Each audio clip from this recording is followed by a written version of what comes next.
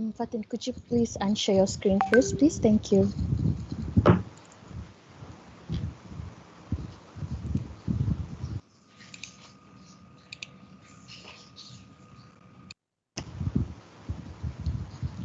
Assalamualaikum warahmatullahi wabarakatuh and greetings to all peer coaches. Dr. Rafiza, Head of Department Curriculum and Instructional Technology, Universiti Malaya, and also Honorable Guest Speaker for today, Dr. Azma Abdul Hamid. Thank you for joining us for our sharing session on how to be an effective trainer, tips and tricks. So before we begin our session, to all my Muslim coaches, it is better if we recite Kitab Al-Fatihah, and to my non-Muslim friends, you can do your own prayer.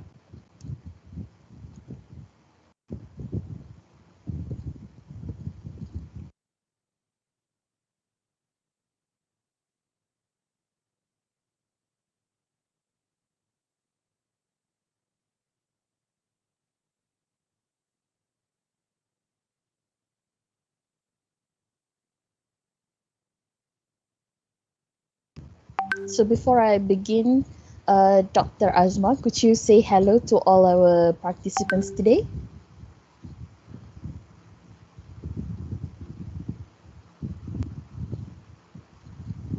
Assalamualaikum warahmatullahi wabarakatuh, and very good morning to all the participants in this call this morning, particularly Dr. Rafiza, for allowing me to come and share my experience with the rest of you. Okay, so now let me introduce and give a simple background on our speaker. She is one and only Dr. Azma Abdul Hamid, partner and learning strategist from Content Capital Sendian Berhad. With more than 30 years experience in education, Dr. Azma is an advocate of technology in education. Her teaching experiences included stints in the USA, Mexico, and Malaysia. She has had the opportunity to serve public and private universities and also the corporate sector. Focusing on designing teaching and learning environment, she continually searches for effective and efficient modes of content delivery, which has led her path to e-learning initiatives. It has since been her passion to see technology is used an effective tool in the 21st century classroom. Her dedicated involvement in e-learning has earned her an Excellence in E-Learning Award 2015 presented by the World Education Congress and Education NGO based in Mumbai. She is currently a global training partner to Microsoft and holds Microsoft Certified Educator Certificate.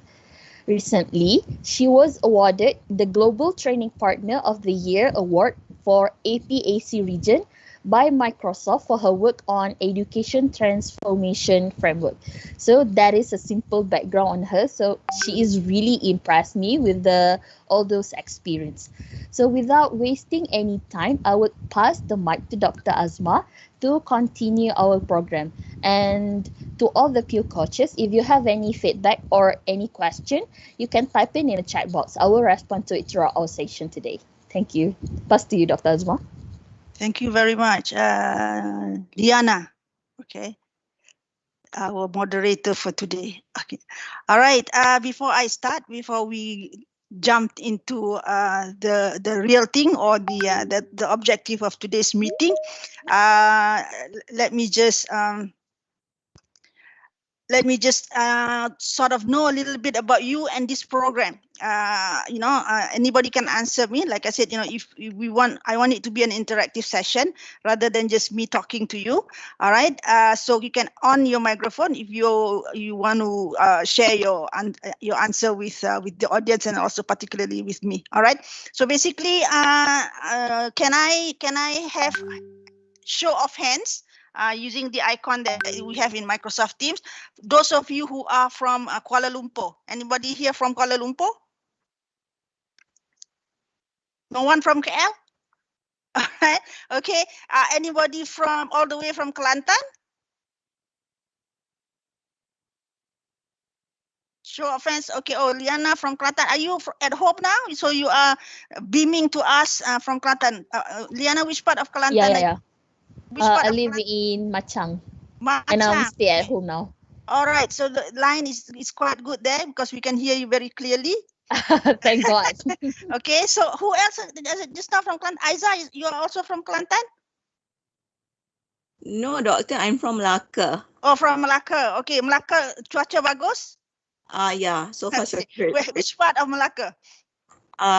Nearer to the town, doctor. Okay, all right. Anybody here from Penang? Anybody from Penang? Raise your hand and let me know which part of Penang are you from? Which part of your Penang are you beaming in? Lim, where are you? Which part of Penang are you from? Hi, good morning, doctor. Hi. I'm Nibong Tebao. Nibong Tebal. So you are here, not on the island. Yes. Okay, all right. Okay, Nur Lailia Idris. Which part of Penang? Are you on the island or are you on the mainland?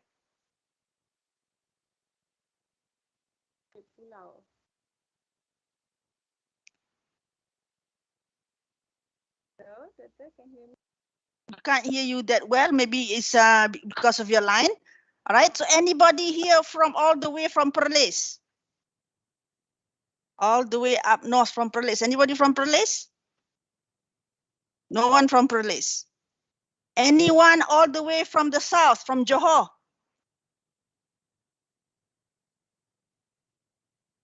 Okay, Izati, which part of Johor are you at the moment? Sulai Johor. Kulai. Okay, all right. Okay. Anybody else? Okay. Anybody from all the way from Borneo? Anybody from Sabah? Do we have anyone from Sabah? Or Sarawak? Muhammad Nur Firdaus. Are you from Sabah or Sarawak? Sarawak, Doctor. Sarawak. Which part of Sarawak are you at? Kuching. Kuching. Okay. All right. Been there quite a few times. Okay. So no representative from Sabah. Matthew, where are you from, Matthew? I am from Cebu, Sarawak. A little bit louder. Cebu, Sarawak. So, Kuching, Sarawak as well. Okay. Cebu, All right. Cebu. Okay. All right. What else? Perak. Anybody from Perak?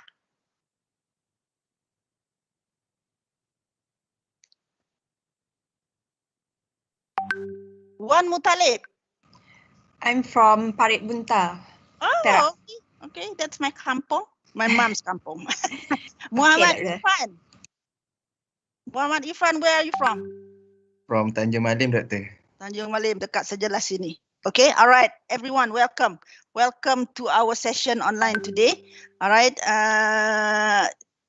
due to the pandemic, we are not able to meet face to face. I would love to meet everybody face to face, right? But because of our situation, we make do what we have, and today this is the new normal.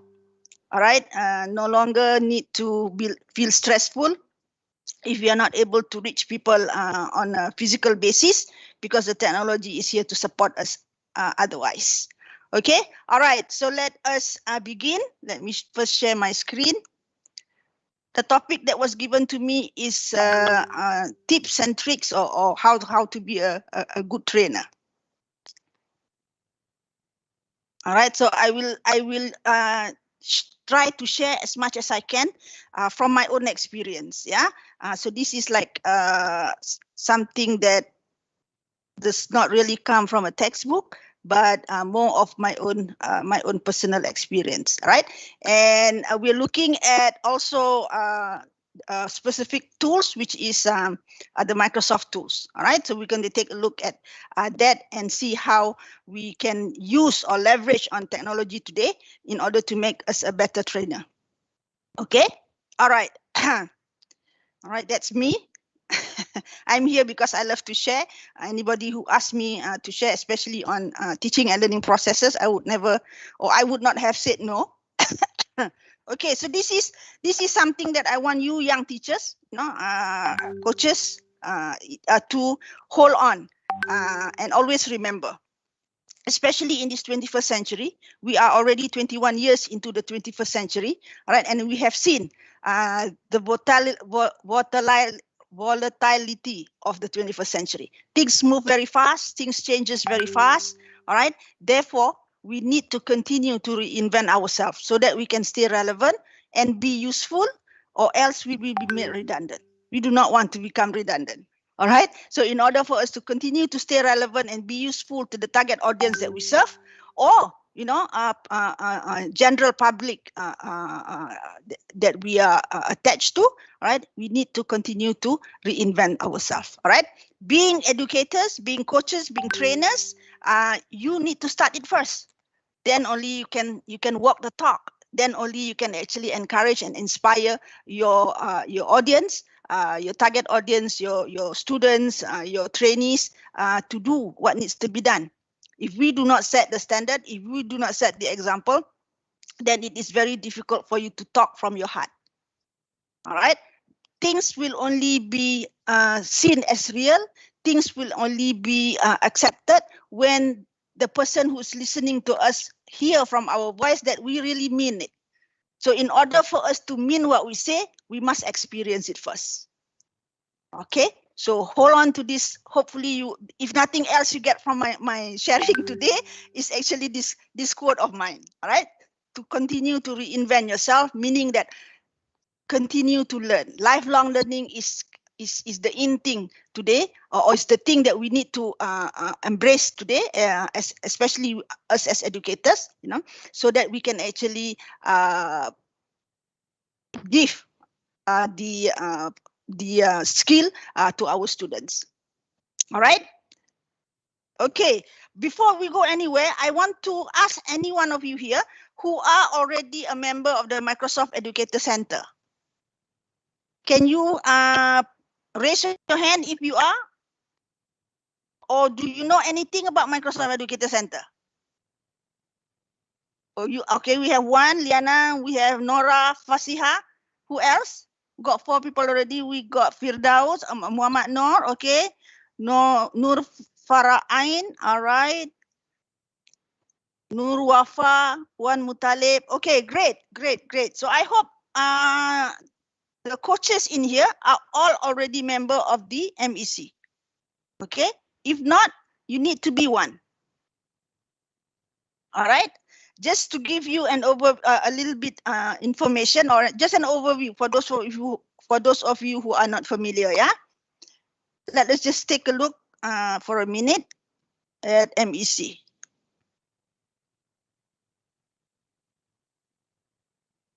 Okay, so this is Microsoft Educator Center. I am a member since 2015. All right, and since then, there are a lot of things that I've actually learned from this particular center. To me, this is a gold mine for us, a gold mine for knowledge, especially in technology, in leveraging technology in our teaching and learning process. All right. So as an educator, you need to be a member of this particular community. Okay, so you will get a lot of things here. And one thing good about this portal is that it is being updated on a very regular basis. All right, so what you have in here is actually correspond to the newest features, newest upgrades in many of the Microsoft tools. All right, so those of you who are still not a member, please do go to education.microsoft.com, get yourself signed up. It's free. All right, and you have hundreds of courses here that will benefit you in the long run as an educator. Okay, so that is the first thing that I want to highlight. I think I need to make you aware the availability of this portal so that you can take advantage of it. All right.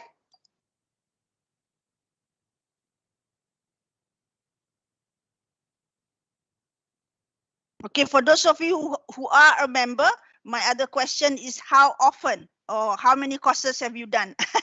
Okay, because that's the other thing. Being a member itself is not enough, but doing things in the portal, I think, is the one that we want to go for.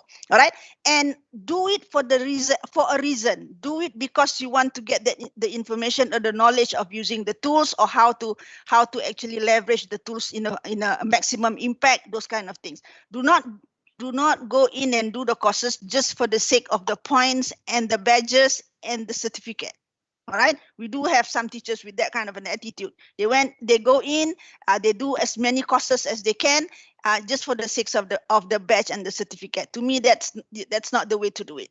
All right, go in there, check them out, check the courses out. Which one do you think you need most in trying to help you understand the teaching and learning process and how technology can be used to enhance the process? All right. That is the other thing that you need to do. Okay, so this is the first thing for everyone in this call, and those of you who are in this project, to make sure that you stay relevant.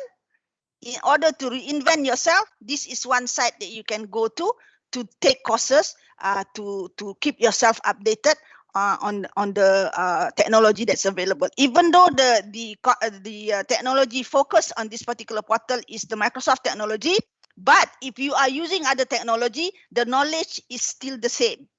It is regardless of the brand that you are using. All right. Whatever the theory behind us using the technology, whatever theory or reason of our choice, it is still the same as far as the teaching and learning is concerned. Whether we are going to use Microsoft technology or other technology, that is your prerogative. Okay. All right. Next one is just a little activity, all right, so that you won't fall asleep. Okay, can you go to this particular website, or you can scan my QR code there. All right, and this is an activity using one of the tools that's available in Microsoft, which is called Polls Everywhere. And please answer, or please participate in that activity. There is a question that I ask, or something that I asked there for you to answer quickly. All right. I give you 1 minute to scan and do the necessary thing, and then I will display the result of the activity. All right, go.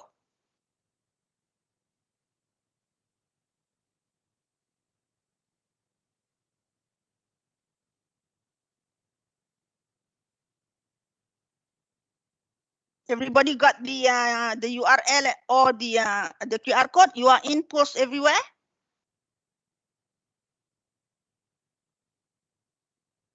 Or let me probably pin the code. Oh, I don't have the chat.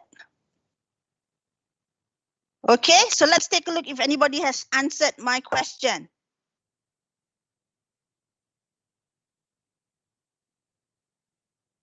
Okay, there you go. We got people answering already.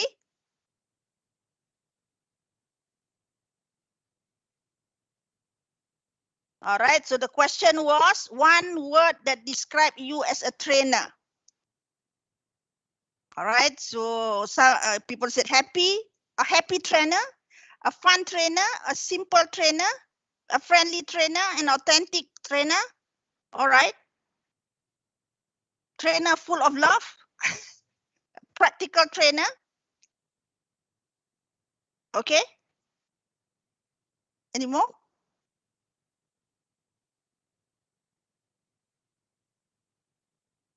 All right.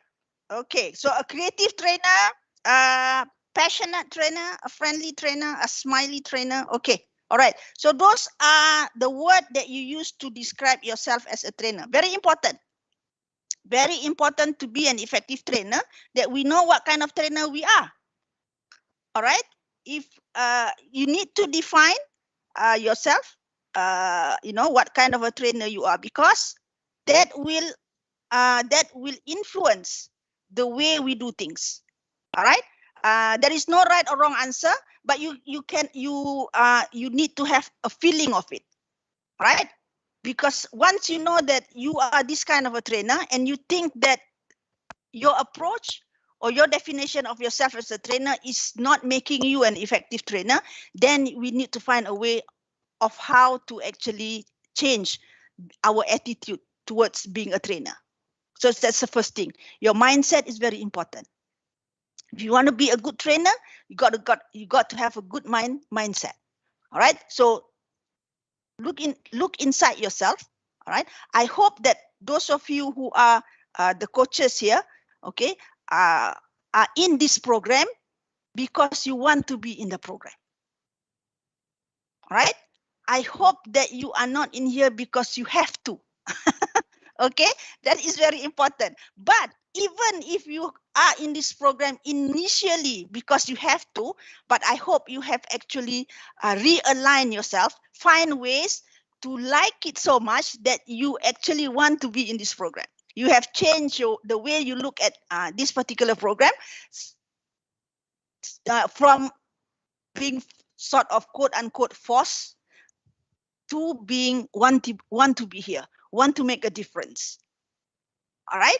Sometimes we do not think things like this. The way we think is very important. It is actually very important because that subconsciously that will actually dictate on the things that we do, whether we like it or not, whether we are going to complain at every little things or every little obstacle that we face, or whether we're going to face the obstacle and say, come on, bring it head on, and I'll try and find ways to solve this. Okay, so the first thing that you need to do is to ask yourself, am I here because I want to, or am I here because I do not have a choice? If the answer is number 2, then find ways. All right, find ways to sort of change your mindset so that you become you will enjoy the experience because your enjoyment of the experience will translate to the kind of things that you will do with your students. All right, if you feel stress, then your students will get a very stressful learning experience.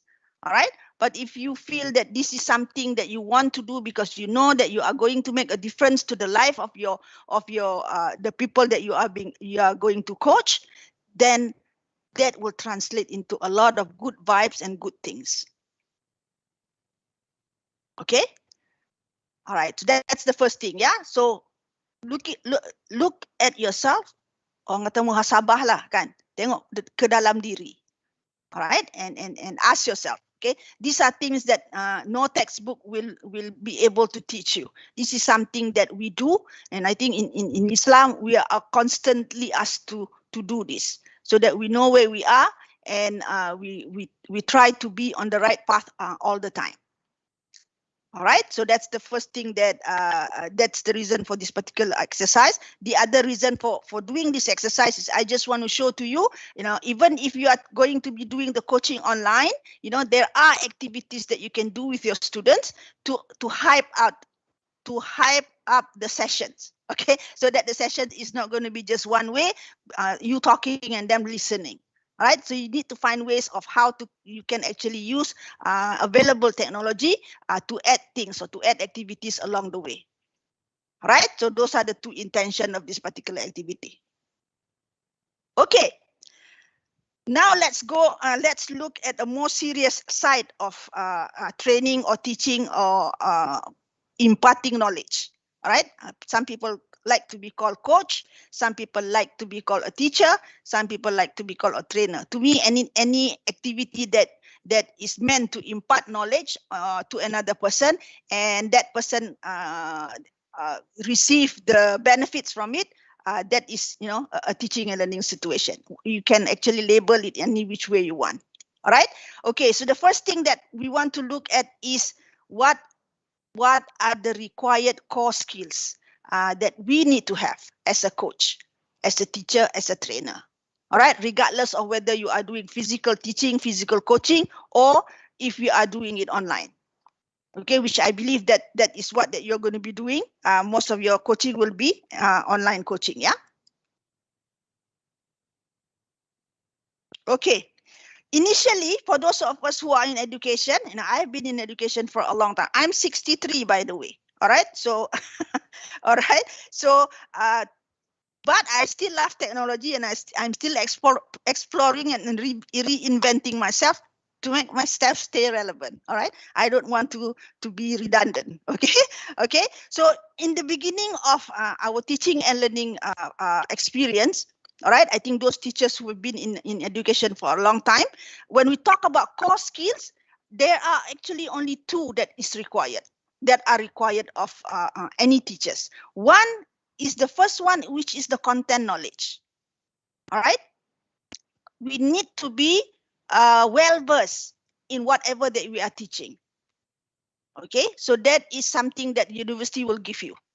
All right, if you major in English, if you major in math, if you major in geography, those are the things that the university will give to you, and those are the things that will already be subscribed to you by the curriculum under MOE or whatever. All right, so that's the first thing, content knowledge. This is something that you cannot compromise. All right, if you want to teach somebody something, you first need to be the master of that particular subject matter area. When we talk about master, we're talking about, let's say, for example, you're teaching primary school.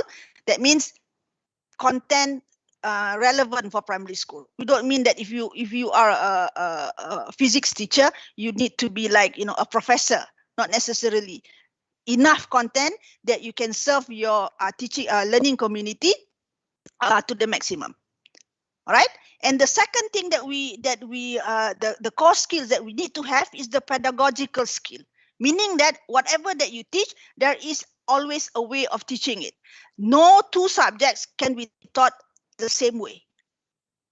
All right, because each subject has its own requirement, has its own needs. Therefore, the teaching methodology, the teaching approach will need to be based on that particular subject. I'm sure that if you are, you are from a different major, different major, right? You know that, teaching mathematics is very different from teaching English. Teaching English is very different from teaching geography and things like that. So these were the two core skills that were required of us in the past. Okay, so what do you call it? The mastery of these two things combined is called the pedagogical content knowledge, PCK. All right. However, okay, since the 20th century and the 21st century, we have an additional component that we need to master in order for us to become an effective teacher, a trainer, or a coach. All right, and that is actually the technology. Whether we like it or not, especially now, 21 years into the 21st century, whether we like it or not, technology is going to stay. All right. And technology is going to become more and more sophisticated. We need to start looking at it now. All right. So the core requirement for us today is what they call TPAC. I'm sure if you are in education, you have heard of this, or probably you have studied this already. All right. But just as a review for all of you, these are the skills that we need to master. All right. In order for us to deliver our content, or deliver our content so that learning can happen. All right. At the end of the day, our core business is to make people learn. All right. Not to make people clever. That we cannot do. That's the job of our Almighty. But we can help them learn by providing the necessary environment, by providing the necessary tools, by providing the necessary activities.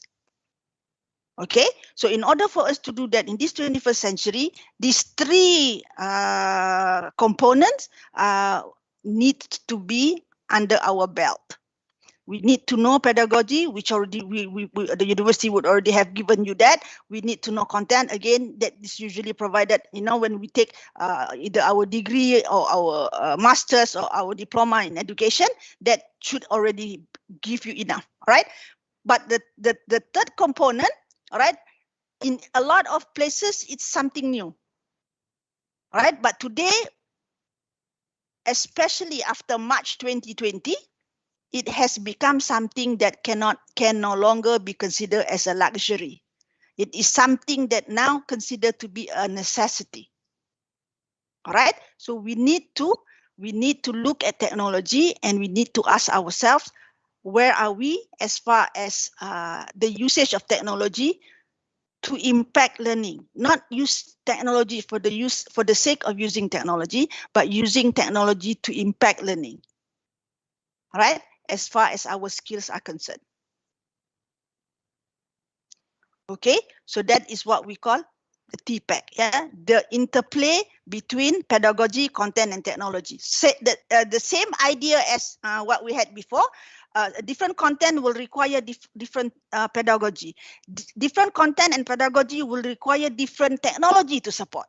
We cannot be using one fits all kind of technology model, so that whatever that we teach, we are using just this one particular apps. Cannot be that way. Same as the pedagogy and content, combination. Technology will also need to be appropriate to the situation that we are dealing with.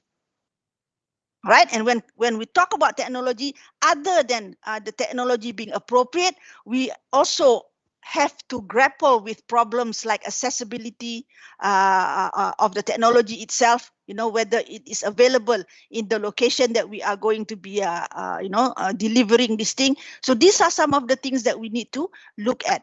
All right, and find ways of solving it and making the technology available to our students, right, or our target audience. Okay.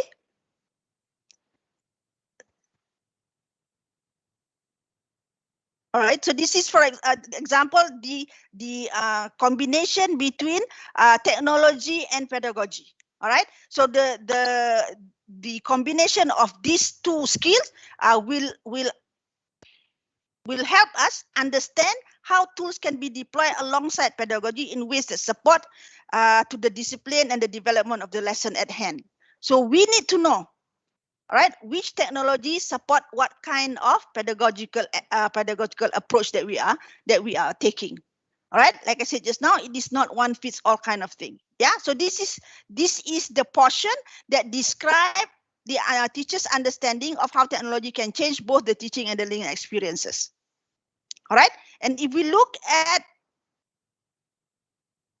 the combination, this one is the normal one. If we look at technology and content, this is where understanding of the subject matter and understanding of the technology that supports it is very crucial. All right, let's say, for example, can Minecraft be used to support religious Islamic studies? Can Minecraft be used to support activities in mathematics? All right, so knowing which technology can actually produce the best impact in the teaching and learning process will help you in choosing the correct technology for the correct situation.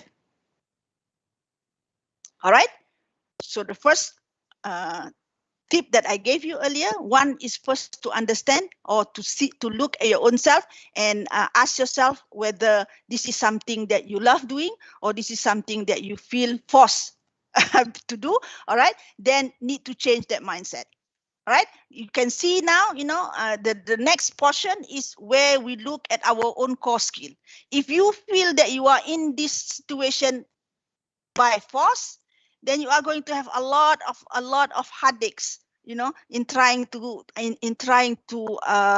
equip yourself with the necessary skill so that you can become an effective trainer. All right, so that's the reason why the mindset is a very important element to consider first and foremost. All right, that will actually influence whatever that you will do in the future. Let's say, for example, that technology wise you are not that savvy. All right, if you are a person who's passionate about this, all right, then you don't have any problem learning. All right, you will find ways to learn the new technologies and things like that. All right, but if you feel that this is something that I'm just doing this for grades, then you're gonna have problem. All right, so betulkan dulu niat, right? Betulkan dulu niat, then the rest will actually come into place. Okay, so this is the second element or the second part that you need to do your own self-assessment. we know that the three main components of a teaching and learning process of today is the pedagogy, content, and the technology. The combination, the interplay of all these three will actually help our students. At the end of the day, it will help our students learning and will help learning happen in our students.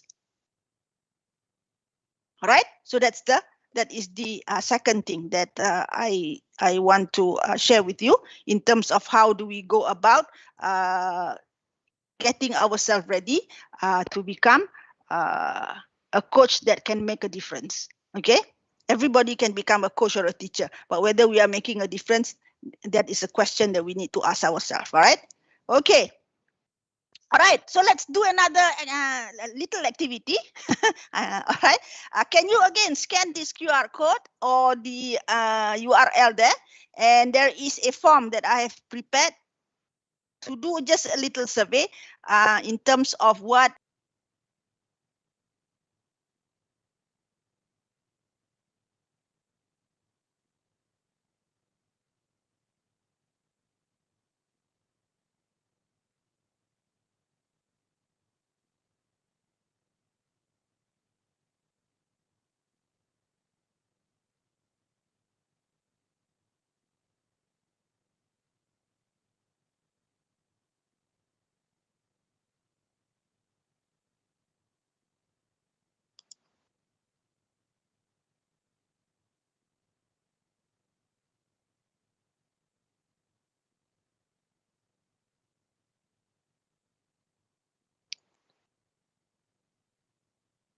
oops, no one has come in.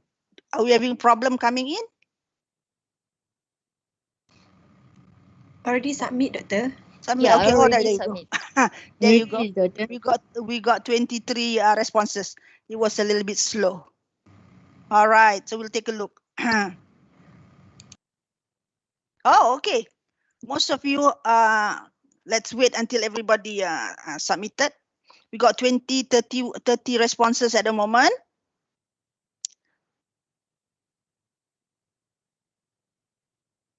Okay. All right, so everyone, so not everyone, majority have actually used all of these that I have listed. There are more, but these are the common ones that what do you call it? That as a teacher, we need to at least know how to use. Yeah. So okay, 2 people only know how to use PowerPoint. 1 Sway, 1 Teams. The rest have tried all of those. Okay. Now, when we look at that, is knowing how to use. All right. The second question is, which tool do you think you are good at? Good meaning it's a little bit more than intermediate kind of usage. All right. If you are just like using PowerPoint for presentation kind of thing, that still to me that is still a very basic usage of PowerPoint. All right, so a little bit higher than just using it as a presentation tool. Maybe you have used PowerPoint to do quizzes, to do activities, those kind of things. Yeah. So okay, so we got about 11 people say that they are good at Word, 9 people good at PowerPoint. All right, but the rest not that many. And OneNote, okay, we got 5 people using OneNote already. Okay. All right, great. Okay, so this is an analysis. Oh, sorry, not analysis. Just a survey. Again, my intention is for you to start thinking. All right, these are the tools available. That I think is easily available to you. And where are we as far as the usage of these tools in terms of the teaching and learning process? It doesn't matter whether we are teaching online or offline. These tools are useful in both situations. All right, not that many are using Teams. Only 2 people are using Teams or feel that they are good at using Teams. All right, for the project that you are in, are you going to do an online training or offline? Online training. Online Doctor. training. Online Doctor. training. Okay, so the platform that you're going to use, are you going to use Teams? Yeah, we're gonna Yes. use Teams. Okay. All right. So we probably need to upgrade our knowledge on Teams a little bit more. All right. Yes. How do you actually use Team because Team to me is a learning hub. It's a one-stop center for your teaching and learning process. With Teams, you do not need to worry about any other things. If you want to make it interactive, if you want to capture grades and everything, it's all in there. All right, so that is something that probably need to be looked at if you are going to use Teams as the platform of your teaching and learning process. Okay, so again, this is an example of what you can actually do for yourself. Right, my approach has always been asking myself first. All right, and then from there, then only I can actually plan my own self-development. All right, so internal processing. Okay. And another reason, as usual, another reason why I use this or I do this particular activity is to show you this is an interactive activity you can also do with your students. All right. What I'm using now, Microsoft Forms as a survey tool. You can also use Microsoft Forms as a quiz. All right. So this is for example, if you are doing this, this is going to be an online activity. If you have a 1 hour session, all right. What are some of the activities that you can actually put into your session to make it interactive? All right, because in a classroom we are there in front of our students. You know, we are always constantly asking questions and things like that. So students are always paying attention, they are alert and things like that. But now you are in front of the computer and they are on the other side, and we don't actually see them. All right. Right, you know, especially in situation like this, you know, all the cameras are off and things like that. You cannot even look at your student's face. All right, so it's very important for us to interject or put things in on a regular basis to make sure that our students pay attention and are in the call throughout the time.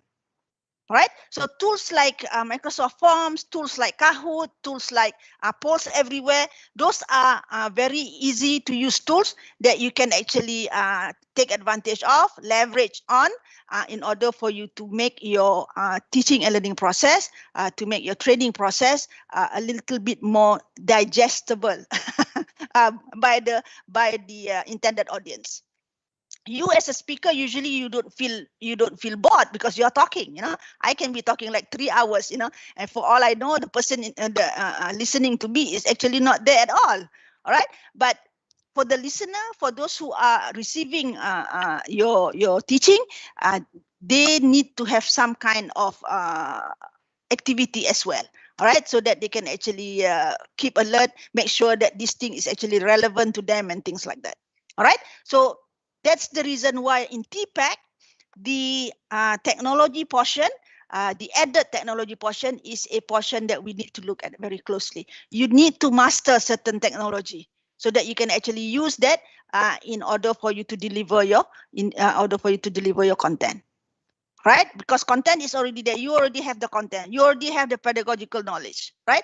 But now we can no longer do it without the technology. So because of that, the other component, the technology component, is something that very crucial for us to add on to our repertoire of skills, so that we when we do teaching, when we deliver training, we can deliver it as highly impact as possible.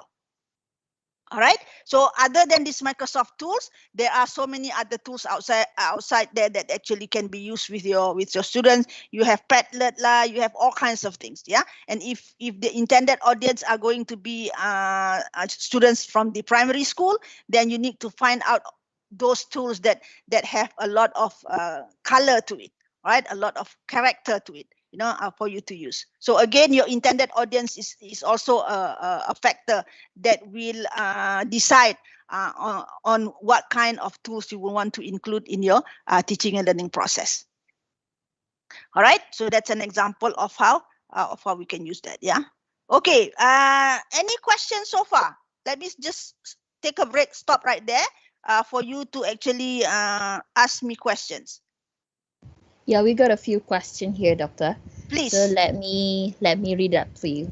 Okay. The first thing is how to increase our confidence if we are not very good in English, but the training session requires us to speak in English or deliver in English. You have to practice. Yeah, practice make perfect, right? Right. And Okay. then All right. Seriously. Language is something that you do not get, or you do not what do you call it, master overnight. It is something. It is a long process. All right. It is a continuous process. Okay.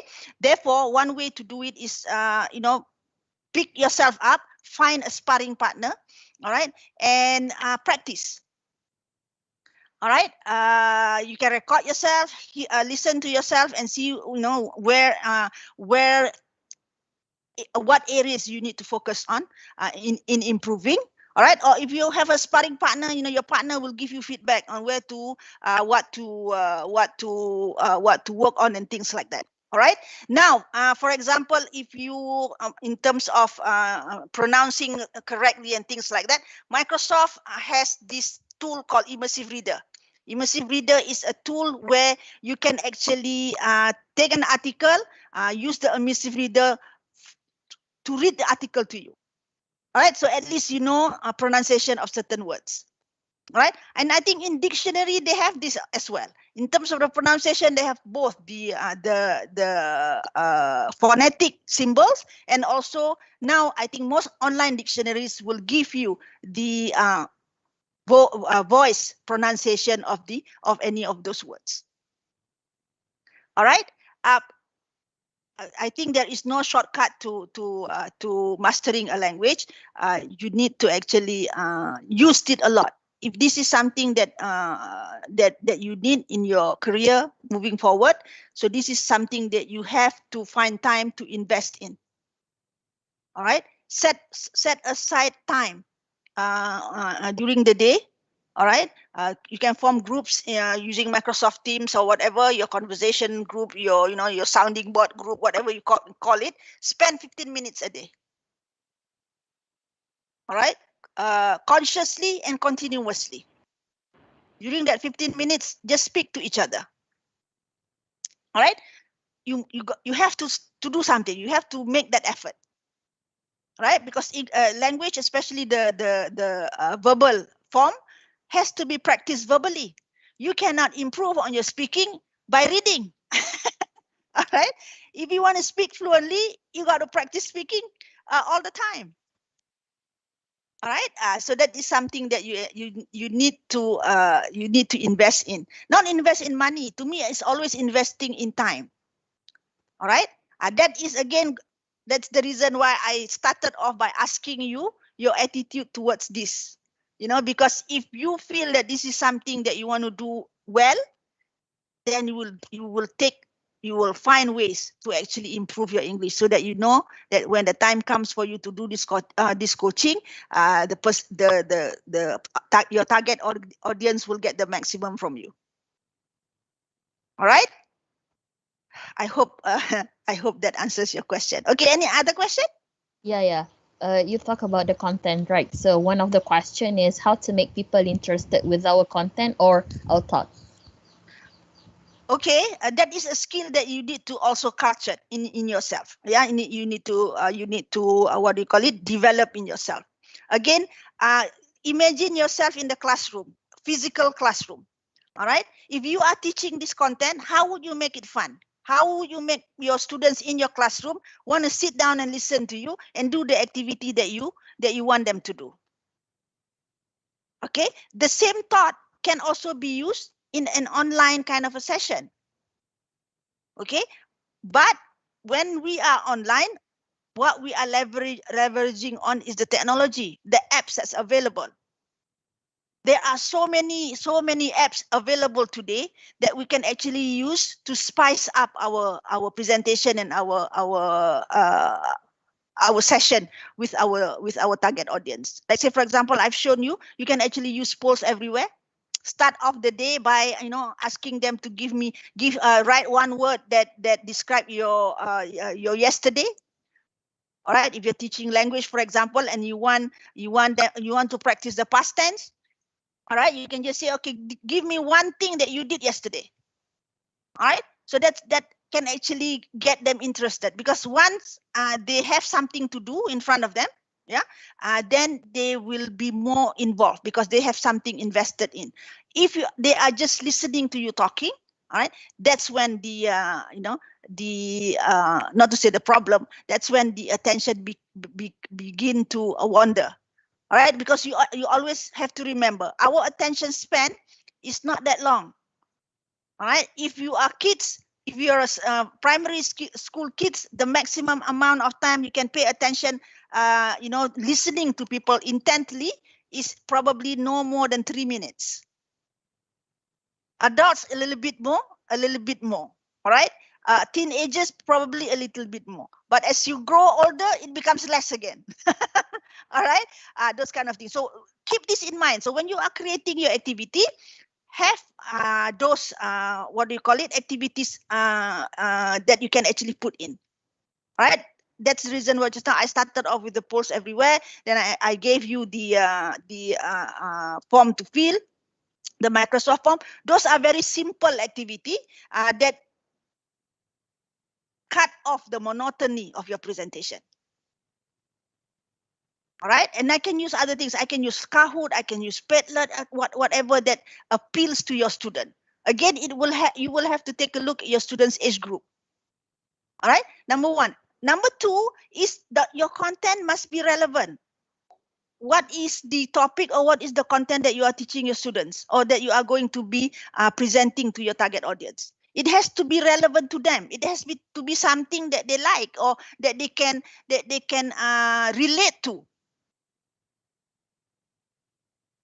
All right, I have participated in a lot of inter country activities by teachers through the Skype connection, Microsoft global learning activities before, and now throughout the pandemic, we have a lot of teachers who are very actively connecting their students to students overseas. And these are from students to students. Right, and the activities that their students do. So we can actually do the same thing. We know that students like to be active. They like to present things. They like to say things out.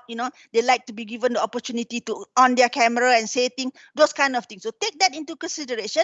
And when you prepare your content, put this in throughout your presentation. If you have a 1 hour presentation, for example, maybe every 15 minutes you have one activity.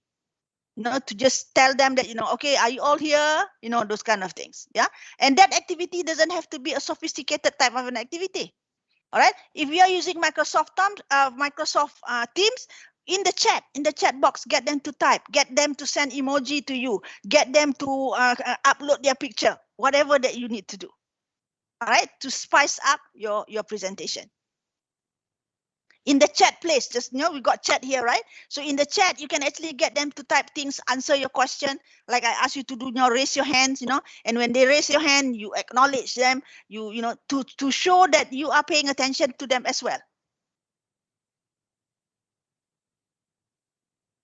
Okay, so again, there are a lot of things.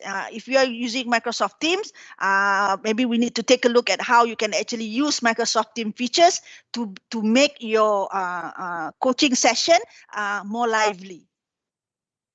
All right, so that's the reason why when we talk about that pedagogical aspect of TPAC, you need to master, not to master everything under the sun, but master things that you want to use in your teaching and learning process. So to me, the Microsoft tools like Microsoft Teams, if you know everything inside Microsoft Teams, or not to say like everything, if you know the main features as far as teaching and learning process in Microsoft Teams, you already have enough in order for you to create activities for your students. Okay, I hope I have answered that question. Any more? Yeah, one more question.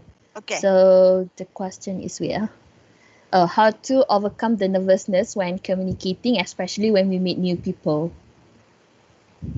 Why are you nervous? No, I mean it's not from me. I just read out the question. I know. I mean the person who's asking me that question. Why are you nervous? Remember, you guys are on the road of being a professional.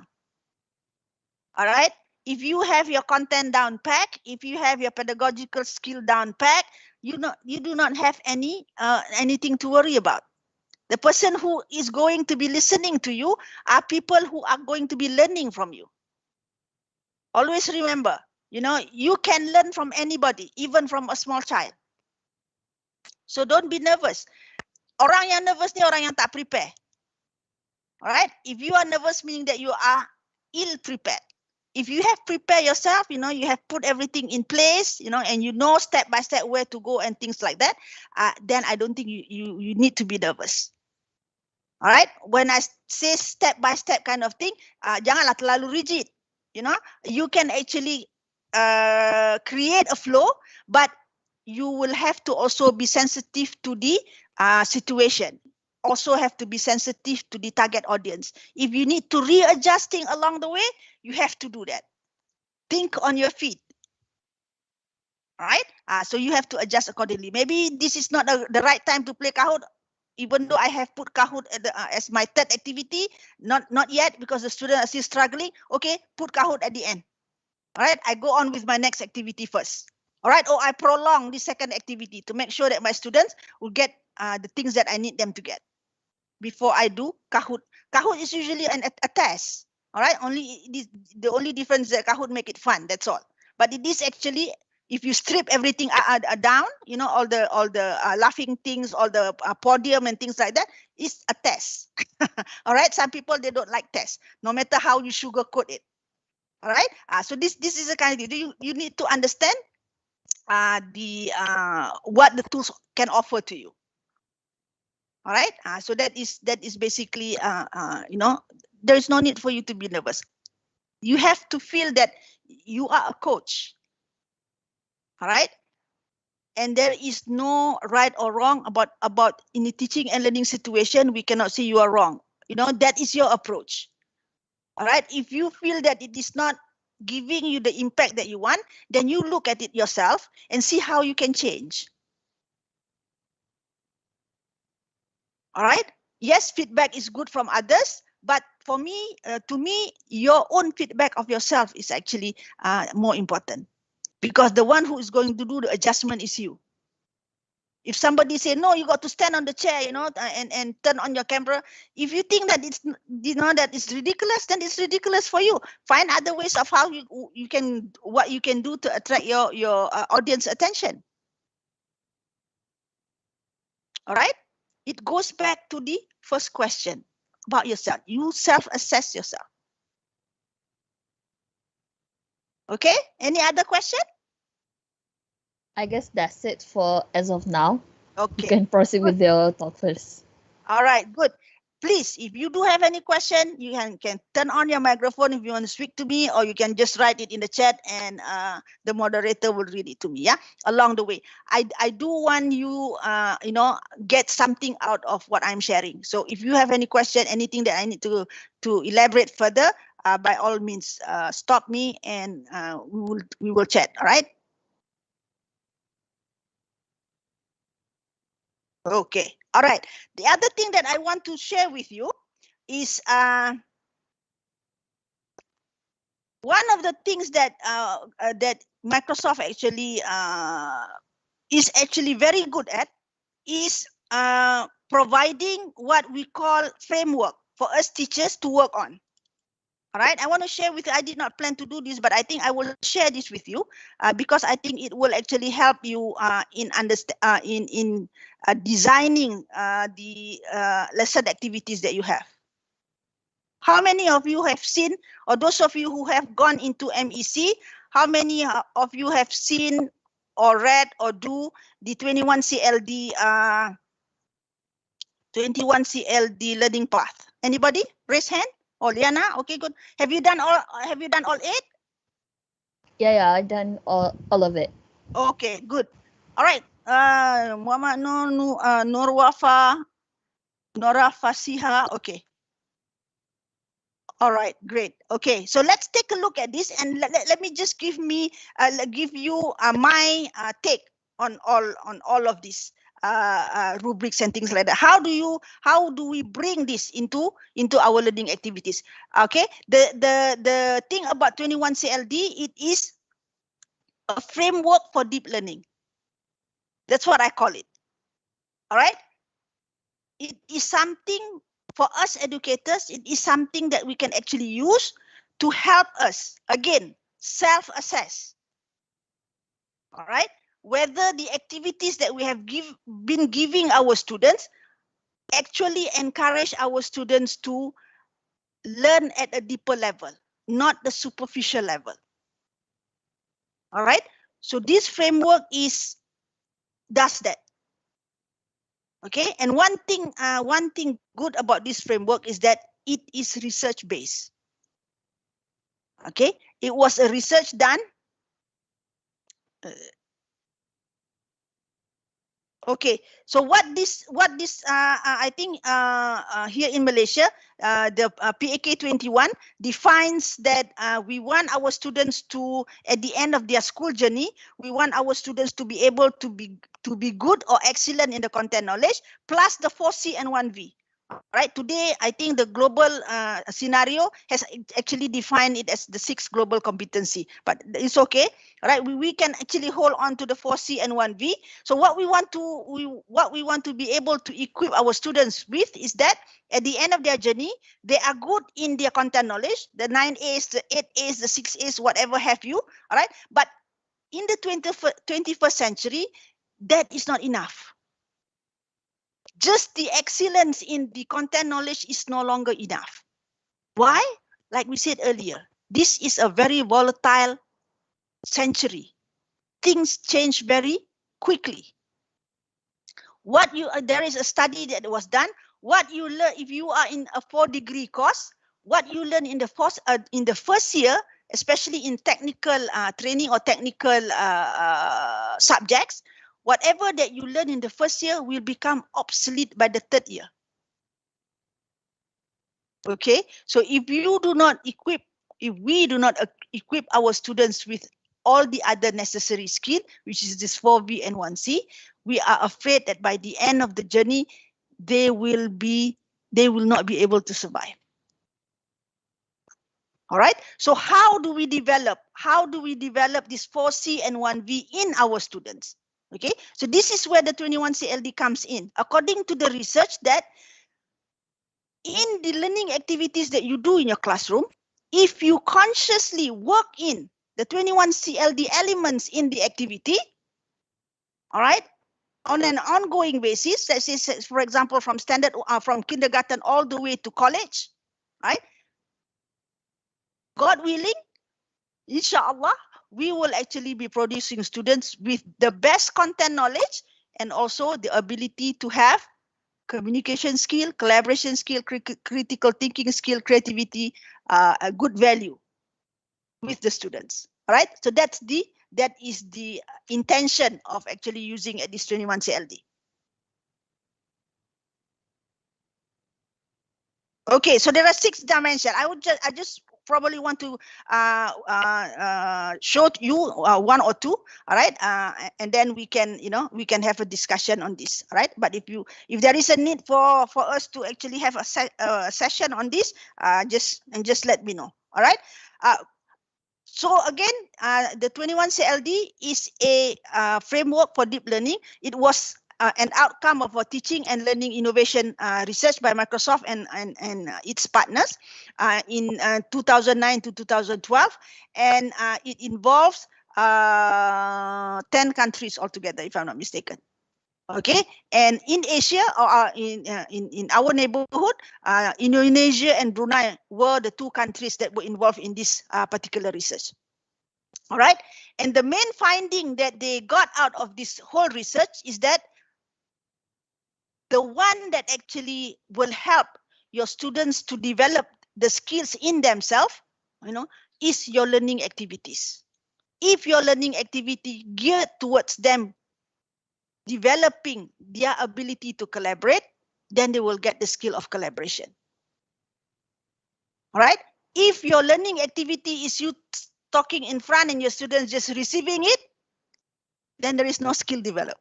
rather than other than just the skill of listening and maybe taking notes. All right, that is what this this whole thing is all about. And I find that this particular framework is easy enough for us teachers to use, so that we can actually, whenever we create the activity that we want our students to go through, we have this in mind. All right, and we hope that by consciously work in all these elements, we will get our students the result that we want them to get. The questions about how do we get students interested and how do we get students like our activity, you can actually use 21CLD to design your activity in such a way that it will appeal to your students. All right, let's take a look at one. Okay, collaboration. How many of you here, if you have done practical teaching or some micro teaching kind of thing, how many of you have actually created a group work kind of an activity? Or you yourself from school and all the way to college now and university now, how many of you have been involved in a group work activity? Okay. All right, we got Nora, we got Liana, we got Nur Wafa, we got Wan Mutalib, we got Firdaus. I think none of us that do not have that experience. Everybody must have gone through a group work activity in our lives. Yes, right? Doctor. Yeah? Yes, Doctor, correctly. Yes. Okay, even when I was in school, like in the 60s, right? Even then, they were already group work activity. Especially now, when the push or when the focus is on student-centered activity kind of thing. So definitely, group work is the one of the main approach that we use in doing activity with our students. Okay, but then our question is, does our group work activity really produce the ability to collaborate? Okay, we have never asked that. We have never actually looked at the group work activity that we do and can confidently say, or can just say, okay, this activity actually will give our students the skill on how to collaborate. Okay, so this framework, this 21CLD actually, again, sort of ask us to ask ourselves that particular question. Okay, and because we can actually look at the activity in a collaborative work, what are some of the elements that needs to be available? Okay, and are those elements present in the group activity that we give our students? All right, so let's take a look. The first, as far as the definition of collaboration is concerned, it is an activity that students must do together. If they can actually do the activity without doing it together, then that's not collaboration. And I think in all our group work activity, that's what happened. Usually we are being put in a group, then our teacher will give us a task. Then they will tell us, okay, now I give you 10 minutes to discuss in your group. Then at the end of 10 minutes, I give you a mahjong paper for you to write on. Or right now we have PowerPoint to write on, whatever. And then you present. Right? That is what the instruction is given to us most of the time. Or we give the instruction most of the time. All right, but in reality, we know if you have 5 students in the group, how many will actually be doing the thinking? All 5? Maybe, right? Maybe if you have a lot of students who are very enthusiastic about it, but in general, it's literally 2 or 3. And worst case scenario is only the group leader. The rest will say, I agree. Okay, or one of them will probably be the secretary and jot down whatever the group leader says. All right, jot down on the mahjong paper, and the other one will say, okay, I will pin it up on the wall for you. Because we don't have any control. All right, the instruction we give that group work it's not specific enough for activity, group work or collaborative activity to really happen. Okay, so if we look at this collaboration in this 21 CLD, so if we are doing level one meaning that it's not, it's not a group work, so we don't care about level 1. All right, level 2 is that students do work together. We put them in group, we put them in pairs or in group, 2 or above. All right, they do work together, but they do not have shared responsibility. That is collaboration at level 2. Most of the time, the way that I described earlier, our group activity instruction, we are doing, yes, we do group work, but we are doing group work only at level 2, the lowest possible level. So when it is at the lowest possible level, what are the chances of us developing the ability to collaborate in our students? Very slim. All right, because the element of shared responsibility is not actually designed in that particular activity. You want them to have shared responsibility, you must design the activity that will force them to have shared responsibility. If you just leave it to chance, then it will become a chance lah. It may happen, it may not happen. All right, we do not want that kind of a situation. All right, so level 2, right now we are at level 2. Is it wrong? No, it's not wrong. Please don't think that it is wrong. Okay, what we are saying is that don't stay there forever. All right, maybe at the beginning of the semester or the beginning of your class, at the beginning of the year, you probably want just the students to get to know each other, especially if it's like a Form 1 students going into secondary school kind of thing. You just want to get them to get to know each other. Then maybe you give activities like that so that they can feel a little bit free and things like that. All right, but do not stay there forever. Because the intention of doing group work is for us to instill the ability to collaborate amongst our students. Not for the sake of doing group work. All right. So at level 3, collaboration at level 3, according to 21 CLD, students do have shared responsibility but do not have. Okay. So level 3 meaning that the design of your activity will require students to have shared responsibility. All right, whatever that activity that you do, that they have to do it together. That means they share the responsibility of doing things together.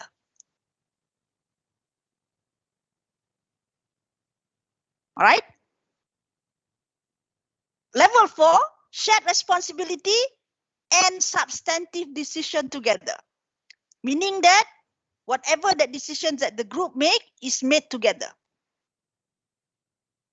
We teach them on how to do or how to come together and decide on certain things, right? Maybe by voting or maybe by presenting an argument and then vote on it, those kind of things. All right. And level 5, the highest level of collaboration is that their work is interdependent, meaning that if one person does not do his or her part, then that particular assignment is not complete. Let's say, for example, a very simple example that I can give you offhand. Let's say, for example, you are doing an activity, an essay writing activity with your students. All right. Essay usually have parts. You got introduction, you got the body, maybe you got 3 points for the body, and then you got conclusion. So you have 5 students in your group. You assign everybody, whatever they need to do. One person do introduction and all of those things. All right. And one of the group member did not actually do his or her part. So that particular essay, no matter how you're going to put it, that particular essay will not be complete. Everybody else have 5 paragraphs. This particular group, because one has not done their part or his part, only have 4 paragraphs.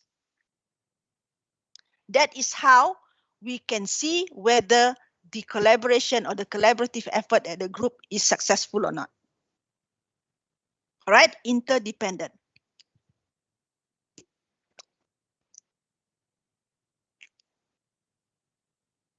All right, so here, in a lot of situations, here actually, the key point is at this particular level. At this particular level. Where is it? Shared responsibility. Usually, if you have designed your activity to ensure that your students have shared responsibility, then the substantive decision together and the interdependency will fall into place. All right. This is where we, in a lot of the group work that I have been in and that I have actually created in the past before I knew about this 21 CLD, this is the lacking part, the shared responsibility.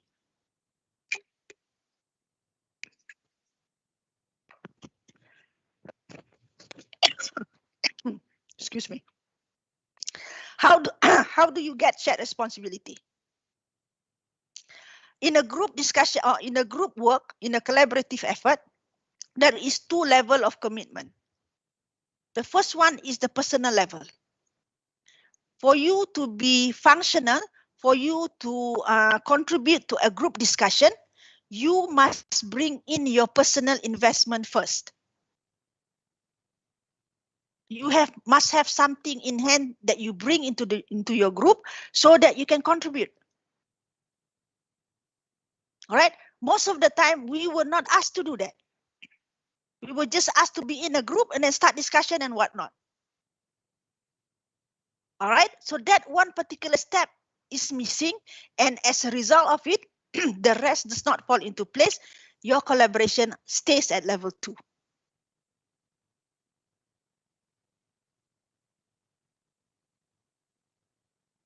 All right, that's an example of how you can actually adjust your activity to make sure that after they go through your activity, they will slowly instill in them the ability to collaborate effectively.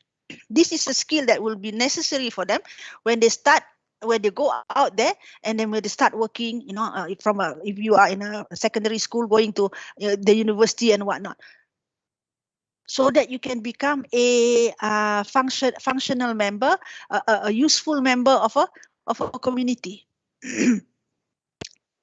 Yeah, a lot of time we do not get that because we were not to say trained. We are not used to making having shared responsibility in the group work. Right, that's the reason why sometimes if you have 5 people in a group, 2 or 3 people will be very stressful because they have to do all the work, and the other 2 will, and then you become very resentful of that person. So that feeling is very not nice feeling to be cultivating in ourselves. All right, so we need to start teaching. We need to start getting our students to realize that, in a group work, it is a group work. You got to do this together. All right. So that is an example of how using the 21 CLD, you can use this in order for you to design your learning activities. Because as we said, as the research showed, or the result of the research said that, the learning activities is the key in developing skills in your student.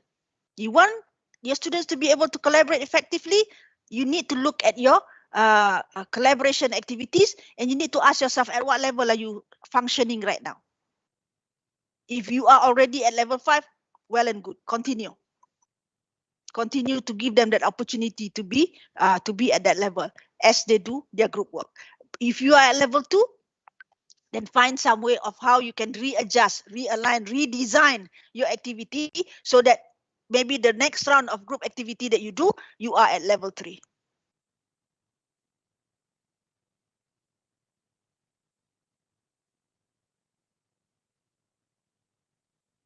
Okay, and it goes on. Right, so for those of you who have not who have yet to look at the 21st CLD learning path, I strongly suggest that you take a look, and I know there are a lot of other examples in there, questions and things like that. You will probably make you understand better. All right, and do not stop there. Use use the rubrics when you start coming up with activities that you are going to use with the people that you're going to be coaching. All right. If you know that you are doing shared responsibility, then the next question would be what tools available. What are the tools available under the Microsoft Office 365 that you can actually use to encourage shared responsibility? All right. Okay. Any questions so far? Yeah, we got one in the chat box. Okay. So Atira asked how to catch up student who lost during middle of online class, because you said that the time spent for individual is very different, right? So some of them might lost. Okay. Again, you need to take a look at your activity, the speed of your activity. Remember, in any kind of a class situation, minimum number of learning styles that we have in our students are 4. If you have done the VAC learning styles survey, if you have not, look for VARK. All right, we know that each and every one of us learn very differently. All right, there are at least four different ways of learning in us. Okay, one is visual. Some students learn very well when they see pictures, when they see graphs, when they see mind maps and all of those things. Number 2 is audio. All right. Some students learn very well when they have something to listen to. All right. Number 3 is read and write. Some students, they need to read something or else they won't be able to understand. And another one is kinesthetic. Kinesthetic means that they need to do something. All right. You know, in any class, you know, whether the class is a primary school, secondary school, university, what have you, you got these 4 different learning styles. In order to avoid people from losing or getting lost in the middle of your exercise or in the middle of your presentation, your activity must take care of these 4 learning styles. Try and bring in all the elements of these 4 learning styles in your activity. All right. Today, I use my voice. For those of you who are good, learn from listening, I use the PowerPoint that I'm showing to you now. For those of you who are visual learners, I use the survey and activity. For those of you who are kinesthetic, all right. And the text in this thing is for you, for those people who need to read and write. All right. So the interplay of the media that you use can also help your students to learn and also to pay attention and to stay on. All right. That is one learning style. Remember, never think that one fits all. Never. You know, maybe if you buy tudung or anything like that, that can happen. But in the teaching and learning process, if you have that attitude of one fits all, then you are going to lose a lot of your students.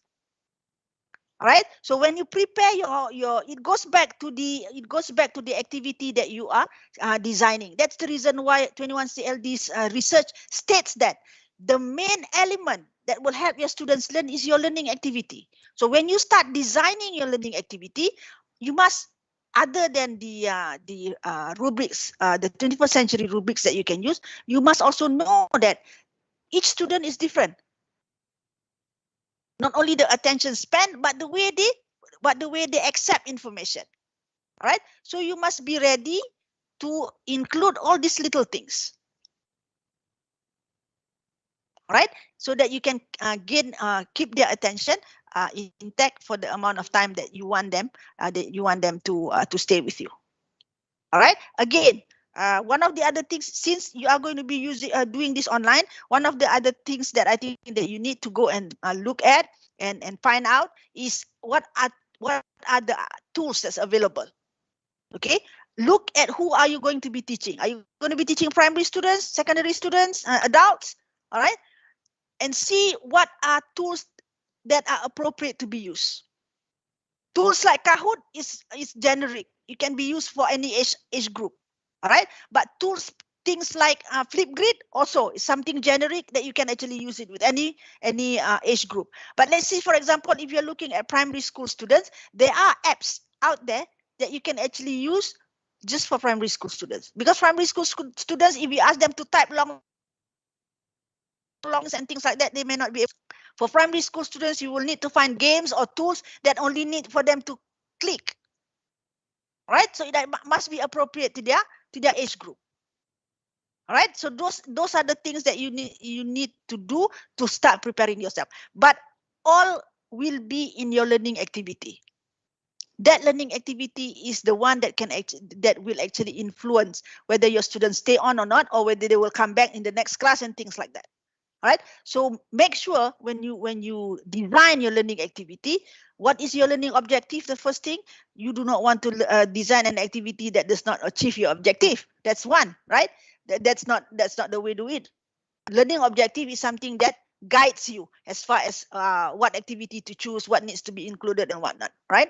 That's one. Number two, look at this 21 CLD rubrics. At what level do you want things to happen? All right, let me show you another one. Then I think you. Okay, let's take a look at this ICT in learning. This is the use of technology, right? We are going to be use technology because we are going to do this online. So when we use technology, it is technology in learning, meaning that the activity is for the students, not for us. If you are using, like I'm using now, I'm just using PowerPoint to show you. This is technology, ICT in teaching. Not to say doesn't benefit the students, but the skills that we want our students to get is the technology, the ICT that impacts their learning. All right. So according to this one, also there are about 5 levels of ICT use. Yeah. Level 1, not use ICT. We don't. Okay. Level 2, for example, students are using ICT, but to only reproduce information or practice basic skills. This is the use of ICT at level 2. ICT is not used for knowledge construction. All right. So if you want to use technology, which you will be using, all right, is the technology that you are using meant for just reproducing information? All right. If it is yes, and if you know the reason why, yes, this is only for reproducing information because I just want to find out whether they still remember what I taught yesterday. Then okay, that reason is valid. All right. So at that particular point of activity, you are using ICT, you are using the technology at level 2. Again, nothing wrong, nothing wrong. But what we are saying is that, as always, do not stay there forever. All right. So the next time you want to use technology to support your activity, it has to be at a higher level. All right. So this is what we mean. We look at the activity that we are creating. First of all, will it fulfill, or at the end of this activity, will our learning objective be fulfilled? 1. Number 2, are we going to use technology to support this activity? If it, of course, it's yes. Yes. Okay. Now, at what level of technology am I going to use here? If consciously you decide, I just want to do level 2, no problem. For this particular activity this week, only level 2 of ICT use, no problem. Consciously make that decision. Don't leave it to chance. All right. But hopefully next week, when you continue with the teaching, you will bring the students to using ICT or using technology at level 3. You are using technology to support the knowledge construction. No longer just reproducing.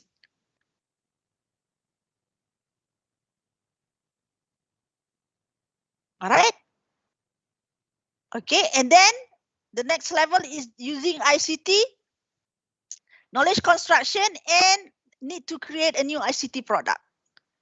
That means at the end of your activity, your students will have some new products that they will create. A PowerPoint presentation, a Sway presentation, a Minecraft activity, whatever. In order for them to apply the content that we have given them, the content knowledge that we have given them to a new situation. Okay, then we are actually using the technology at a higher level, at level 4. Okay, and at level 5 is the product can be used for an authentic user. Let's say, for example, you do a project, an activity with the students for example, a week or a week and a half long. You go through the, you give them the content, knowledge and whatever, and then at the end of it, you have activities with them, and then they will have to come up with, say, for example, with a newsletter using Sway. All right, and then you say, okay, this newsletter is going to be shown, or you are going to present this newsletter to your friends in Japan. All right, or if you are going to be doing with the students in Bangladesh and also the students in Indonesia, right? So now you can say, all right, this activity we are going to present to our friends in Indonesia and Malaysia. All right, for example, target audience, authentic audience. Okay, so the students will definitely be doing things that they know at the back of their mind, that they know that this is not going to be just my classmate or the person next to me listening to me, but it's going to be somebody else. Right? That can be used also as a motivation for them to want to do well. Right? So that's how, when we look at these rubrics and you ask yourself whether the ICT that you're using right now is at the lowest level or at the highest level, it can help us adjust accordingly. So that when you use ICT, you are actually using it for an impact. Right? Not just for, again, not just for using ICT for the sake of using ICT. That's the reason why I called 21CLD. It was not a name given then. I called 21CLD a framework for deeper learning. Right? We take the learning to a higher level. We know where we are right now. Yeah. All this while, this has been our practice. Okay, we know where we are. It's okay, all right, because before this we did not know the existence of 21CLD. Now we know. We are going to use these rubrics to help us bring up or bring the learning activity that we give our students to a higher level, so that the benefit is theirs, not us. The benefit is actually theirs. The kebenjadian murid, all right, is actually the impact is on our students. This is the thing, it's not because I'm a Microsoft global training partner. The reason why I decided to join Microsoft is because of this. One thing about Microsoft is that when they suggest something, or when they want to push their tools, one of the things that they always do is they are going to always have a research on it first. All right. Number two, they will give all the necessary support in terms of literature, in terms of framework like this, So for us teacher, it's very easy for us to implement. We have this, you can tick. Oh, dalam activity ni actually I only ask them to read and then copy paste whatever that they have learned, so that they can actually put it in their portfolio. That's level 2. All right, but in the or if you say, okay, in this activity, I get them to read the article from the internet, and they need to actually summarize. All right, and in 3 words or in 5 words or 2 sentences, whatever that they have read, then that is probably at level 3. All right, they use it for knowledge construction. Knowledge construction means changing information to knowledge. What I am giving you today is just information. If you just keep it and not actually apply it in your work, in your teaching and learning, in you preparing yourself and whatnot, and it will stay as information. And you will forget it 2 days from now. All right. But if you take whatever that you have read or whatever that I've shared with you this morning, all right, and then implement it in you preparing yourself to become coach and whatever, then that will become your knowledge. Knowledge is up here, right? It's in here, and it will always be there forever. Anytime you want to use it, something that will trigger, it will actually spark our memory for it. Right? That is important. The key element is we want our students to take information that we have given them and change it into knowledge. Knowledge is the one that they will keep forever in their life. All right, if you have experience learning a second language, learning another language, all right, if you just learn the theory of the language and you just practice, a little bit, all right, by the end of the year, you usually will forget. But if you learn that language, you practice, you find a sparring partner. Like an example, my own example is I learned how to speak Spanish. The reason why my work in the brief that Liana read earlier is that I taught in Mexico for that reason, because I went into an immersion program. I taught in Mexico for the reason of me wanting to practice my Spanish language. All right, so 30 years ago, when I was in the States, my Spanish was pretty good. It is, let's say, for example, at the intermediate level. But when I came home, nobody to spar with, nobody to practice the Spanish with. So it was like dormant in my mind. End of 2019, I had a chance to go to Chile with the Antarctica expedition team. Chile speaks Spanish. All right, the Chileans speak Spanish. It came out. Even though I've not spoken it for so many years, but because I was in that situation where Spanish was used, I managed to understand and I managed to answer at the elementary level. That is because at that time, that information about the Spanish language became knowledge to me, and I kept it forever.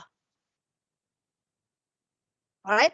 If we want to make a difference in our students' life, if we want to make a difference in our students' learning, we need to find ways for our students to convert the information that we give them through books, through website, through our lectures or whatever into knowledge. All right. Again, another example, if you have learned how to ride a bicycle before, if you take a bicycle, you try it out, you fell, you hit a fence, you tumble and whatever, at the end of the day, you know how to ride the bicycle, all right? Even if you do not have an opportunity to hold a bicycle for 10 years, at the end of the 10 years, you found a bicycle, you can still ride it. But if you were to just read a manual on how to ride a bicycle, all right, you have to do first step, this, second step, this, and third step, this, and you memorize that manual. Even if I were to give you a bicycle to you next week, you wouldn't be able to ride it. Why? Because knowledge is still knowledge. The information, the guideline or the manual is still an information. It has not been translated to knowledge. How it is translated to knowledge? Experience. You got to use it. All right, so today I hope what I've shared with you this morning will be used in you trying to prepare yourself for your coaching stint. All right, and so that it will become knowledge to you rather than just as information. Okay, any other questions? Anything else? Anything that you want to ask? I don't think we have any other question yet as of now. Okay, all right. So again, this is an area, something that I think all of you can look into. Do the learning path for 21st century learning design. This is also the material that will be used if you want to take the certification Microsoft Educator certificate MCE. The whole exam is about 21st century learning design. All right, so if you have done the learning path, and if you want to sign up and do the exam, it's a paid exam, because this is one certificate that is being recognized worldwide. Then you can sign up for it and you can do the test. All right, but to me, it's like I said, to me, this 21 CLD learning design is something that will actually help us teachers in looking at our learning activities, the activities that we are giving our students a little bit more deeper. All right, so that the activity that we do will actually create an impact. All right, so that is something. Oh, sorry.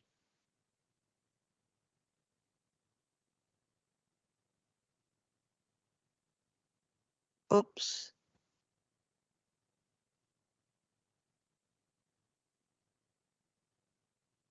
Okay, so they are these 6 elements. Not necessary. What it meant is that we don't say that you have to have all the 6 elements in your activity.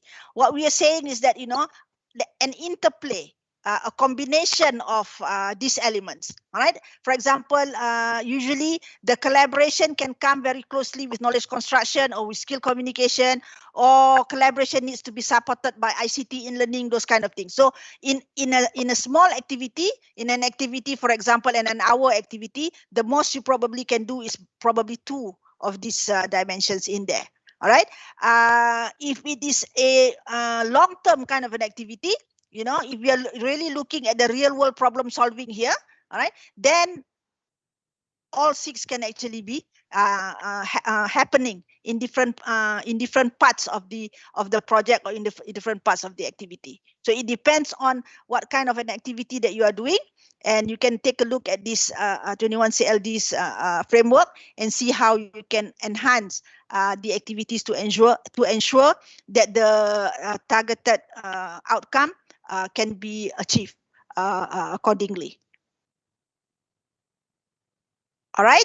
So that is the other thing that I want to share with you. The next one is just, we still have about 15 minutes left.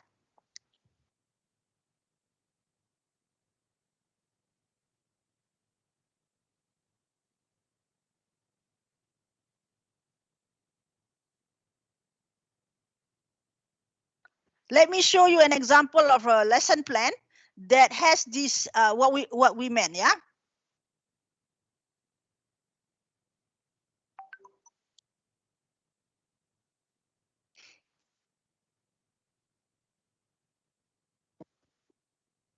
Okay, so this is an example that I usually show my teachers.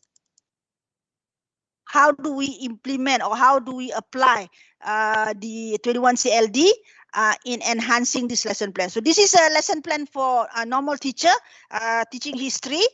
All right, as usual, very teacher centered. Teacher pamerkan gambar and all of these things. Right. So as far as skills development is concerned, the 6 global competency, very little is actually being developed in this way because it's very teacher centered and whatnot. All right. So what we have done is that we revamp it a little bit. All right, and add other things to it so that it becomes a little bit more. Okay, we call it a hack lesson plan. Are you aware of the MIEE nomination, Microsoft Innovative Educator Expert? Yeah. And gonna anybody applying? All of us are going to apply actually, and then we have another session with Miss Fairuz next week for the nomination. Okay, great. Okay, so this is an example of what you can do with your lesson plan for the MIEE later on. Yeah.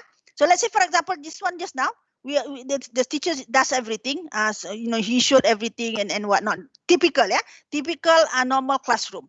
So what we have done is actually, instead of the teacher giving everything, all right, we are asking the students to actually, or we are giving back the responsibility of learning to the students.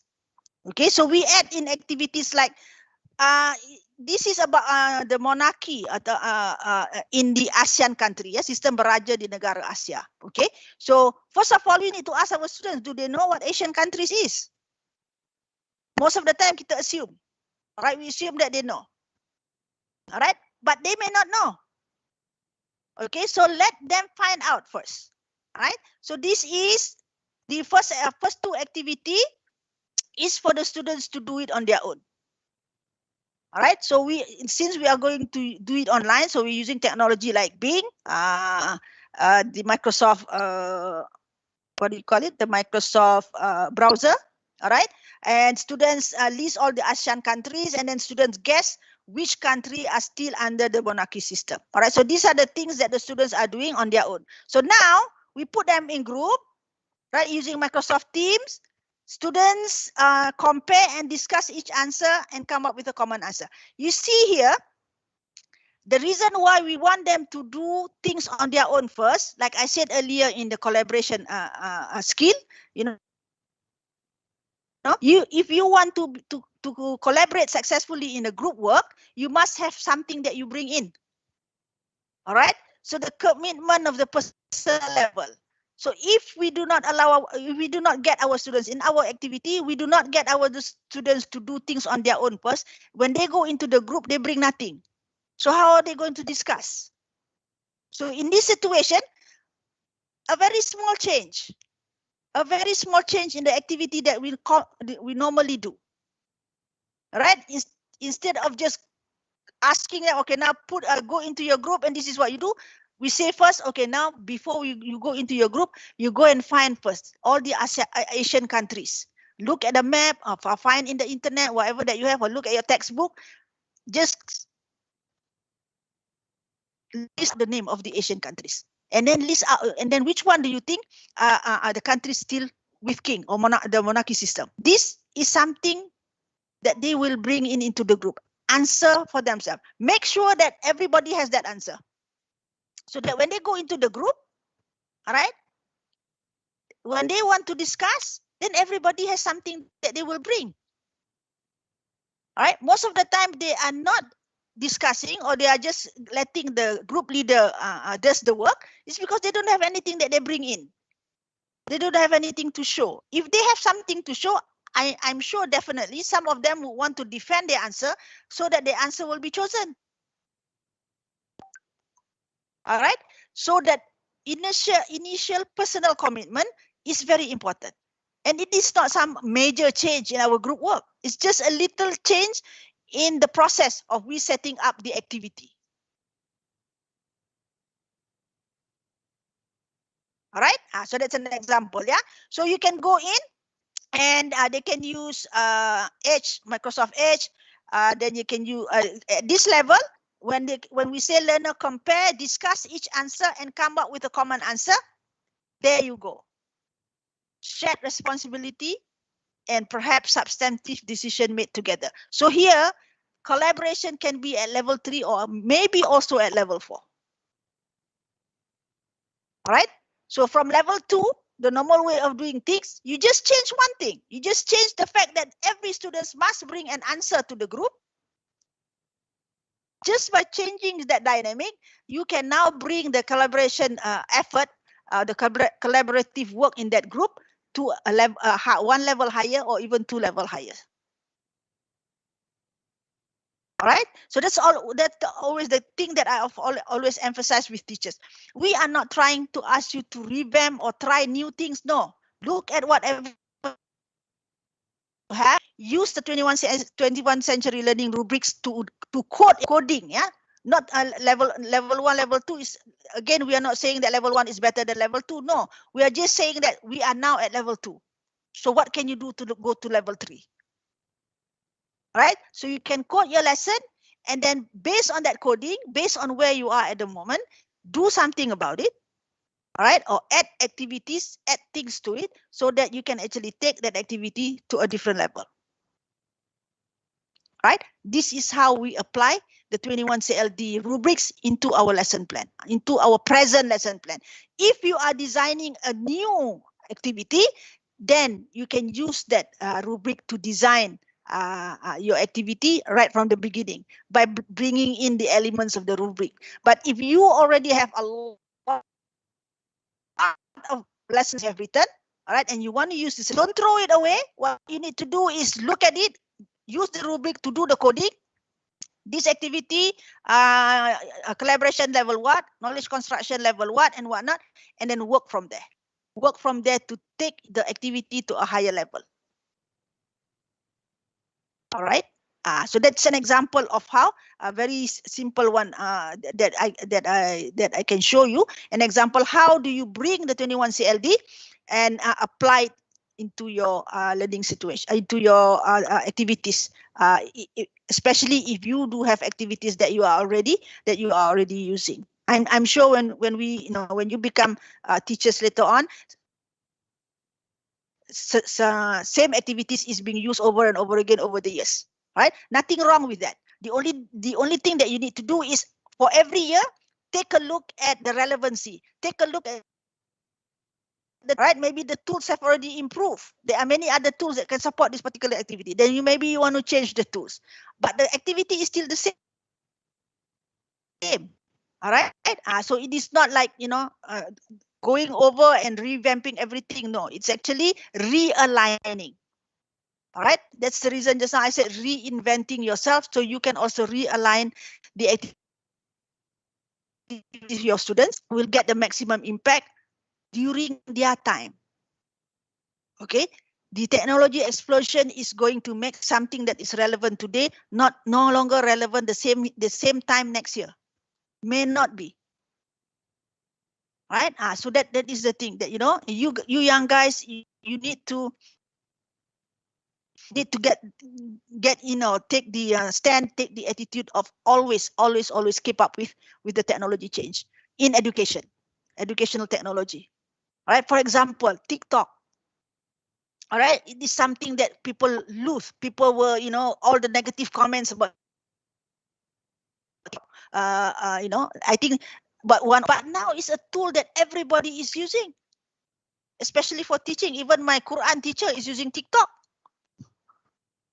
All right, technology has always been created for the good.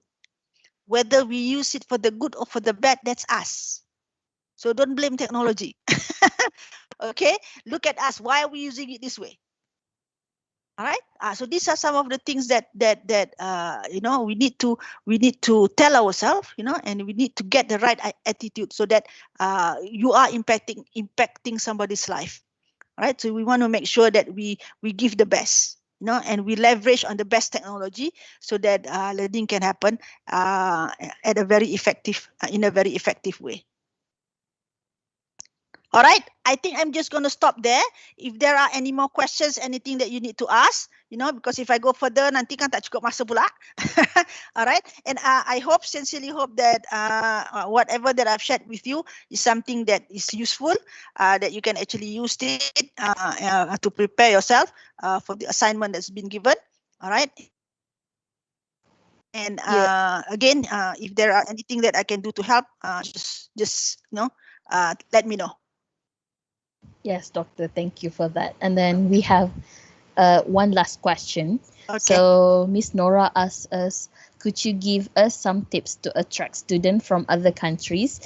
How can we make sure they understand our lesson? I think because we're going to have a collaborative Microsoft partner with the Sri Lanka and also Indonesia. So we might have different cultures, right? So teaching and learning process, I think not much of a difference.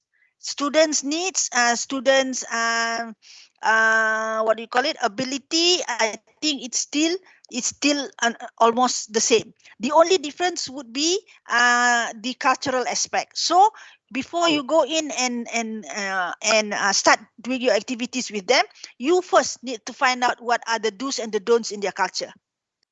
Yeah, the main thing or the first thing that will make people run away or make people be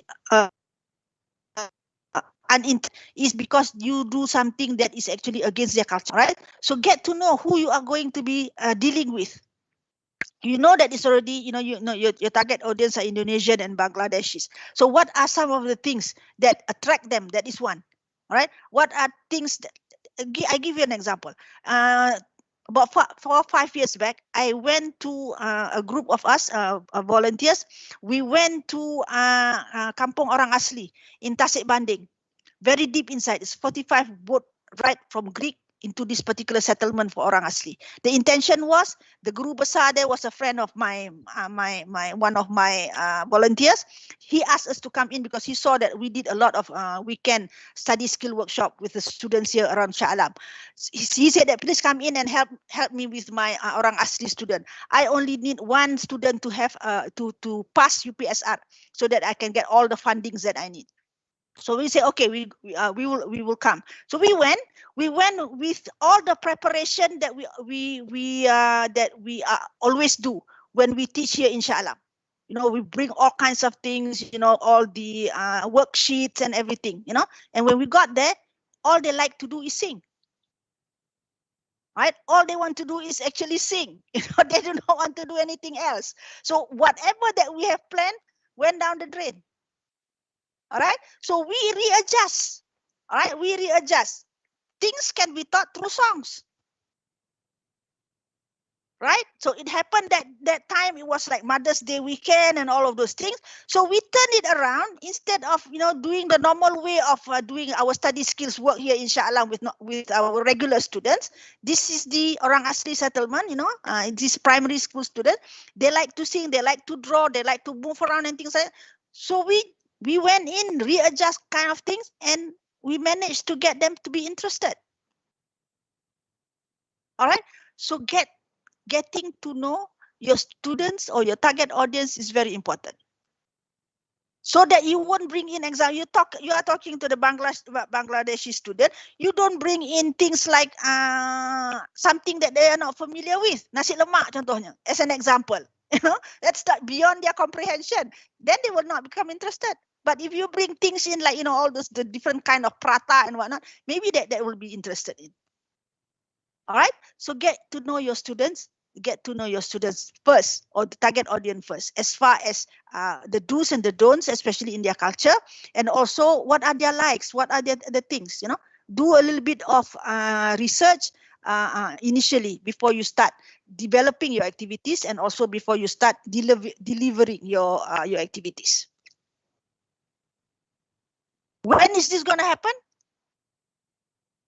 It's going to be on 28th June until 4th of July, if I'm not mistaken. Okay. It's going to be a long, the whole week. Okay. Quite close. So scramble. Yeah. Scramble and go get the information that you need. Okay. All right. Okay. So I hope that answers the question. Yeah. Yeah. Thank you. And I believe that concludes our today's sharing session. And I really want to convey my gratitude to Dr. Azma for taking time to speak with us today. You share a lot of things. You share about the tips and tricks to be a better trainer. And then you also share about the 21 CLB. And the last one, you shared about how to write a lesson plan to nominate. And then we can use that lesson plan to actually nominate us for MIEE. And then I really hope that all the peer coaches would take advantage of our sharing session today and apply those tricks and tips in our next program, which is International Innovative Microsoft Peer Coaching with Indonesia and also Sri Lanka. So thank you so much, Doctor. You're most welcome. And please. Thank you so much, Dr. Azma, for helping out with my my students here, my team. This is my team. Yeah, I introduce you. Okay, all right. These are all what do you call it? Pre-service teachers, are they? Yes, pre-service teachers. They are postgraduate actually. They are doing their DPP, Diploma in Pasca Pendidikan. Oh, okay, all right, okay. So good. Okay. Good. I'm so happy to see young faces, young teachers. You are the orang kata harapan masa depan kita lah. As far as teaching and learning is concerned. Please, I always appeal to young teachers. Please embrace technology. Leverage on it. So that we can make a difference with our students' life. Nak suruh orang yang senior ni kadang-kadang dia takut meletup. But I always say, I'm 63, but I'm very attracted to technology and see how it can impact people's life. All right. So you young ones, you should be much better lah, as far as using technology is concerned. All right. And thank you, Doctor, for calling me and giving me this opportunity. I'm always ready to help in any which way I can. Okay. So this won't be the last event together. Okay, Izzati, over to you.